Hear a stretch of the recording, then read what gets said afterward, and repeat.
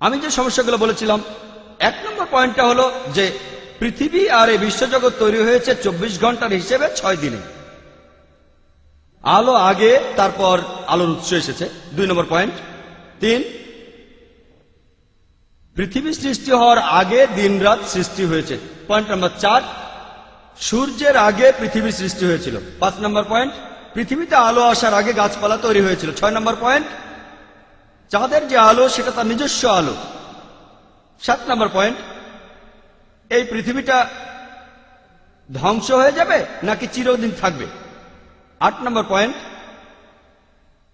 পৃথিবী স্তম্ভের উপরে আছে। 9 নম্বর পয়েন্ট, আকাশমণ্ডলে স্তম্ভে আছে। 10 নম্বর পয়েন্ট, ঈশ্বর বলেছেন তোমরা সব ধরনের গাছপালা আর ফলমূল খেতে পারো, যেগুলো বিষাক্ত সেগুলো। 11 নম্বর পয়েন্ট, ফলসিফিকেশন টেস্টের সেই পরীক্ষা যেটা আছে মার্কের 16 নম্বর অধ্যায়ের 17 আর 18 অনুচ্ছেদে। 12 নম্বর পয়েন্ট, একজন মহিলা দ্বিগুণ সময় নোংরা থাকবে যদি সে পুরুষ সন্তান জন্ম না দিয়ে নারী সন্তানের জন্ম দেয়। 13 নম্বর পয়েন্ট, পাখির রক্ত দিয়ে কোনো বাড়িকে প্লেগ আর কুষ্ঠরোগ থেকে মুক্ত করা। 14 নম্বর পয়েন্ট, আপনি কিভাবে তেতো পানি দিয়ে ব্যভিচারের পরীক্ষা করবেন। 15 নম্বর পয়েন্ট, 60টিরও কম অনুচ্ছেদে 18টি সমস্যা আছে এজরা 2য় অধ্যায় আর নেহেমিয়া 7ম অধ্যায়ে। আমি 18টাকে আলাদা আলাদা ধরছি, সব মিলিয়ে একটা সমস্যা ধরছি। 16 নম্বর পয়েন্ট, এই 2 অধ্যায়ের সংখ্যা দুটো এক নয়। 17 নম্বর পয়েন্ট, 200 জন নারী পুরুষ গান গেয়েছিল নাকি 245 জন গান গেয়েছিল। 18 নম্বর পয়েন্ট, জোহাচিনের বয়স কি 18 ছিল নাকি 8 ছিল যখন সে রাজা হয়। 19 নম্বর পয়েন্ট, তিনি কি 3 মাস শাসন করেছেন নাকি 3 মাস 10 দিন। 20 নম্বর পয়েন্ট, সলোমন 2000 বার গোসল করেছিলেন নাকি 3000 বার। 21 নম্বর পয়েন্ট হলো যে বাদশা কিভাবে মারা যাওয়া 10 বছর পর জুদা রাজ্য দখল করলো।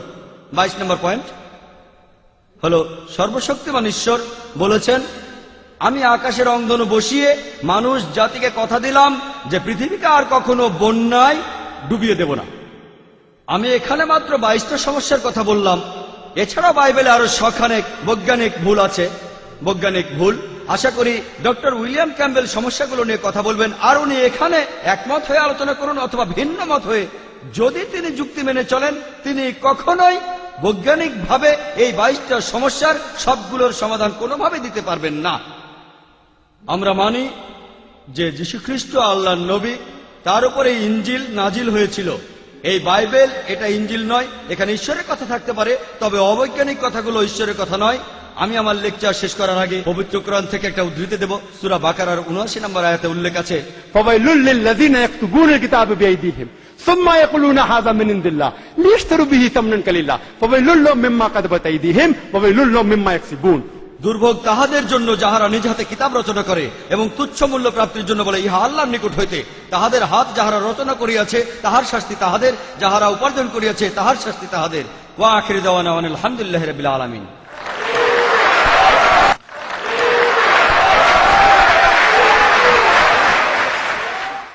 এখন আমি আহ্বান জানাচ্ছি ডক্টর ক্যাম্বেলকে ডক্টর জাকির নায়েকের বক্তব্যের উপর আলোকপাত করতে।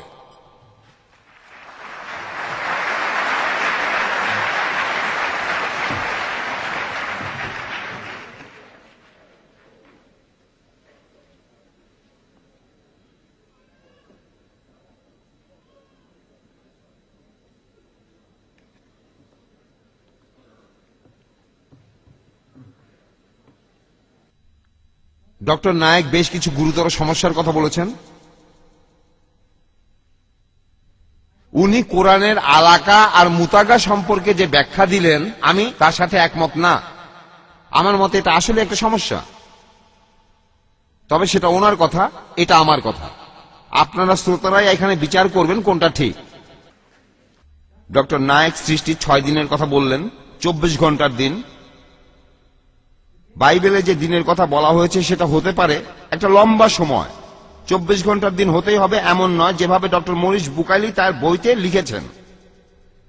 আর আমার মতে এই দিনগুলি খুব লম্বা একটা সময়। আর বাইবেলের কিছু সমস্যার কথা তিনি বলেছেন, আমিও সেগুলো অস্বীকার করছি না, এগুলোর পক্ষে কোনো যুক্তি দেখাতে পারবো না। তবে কথা বলবো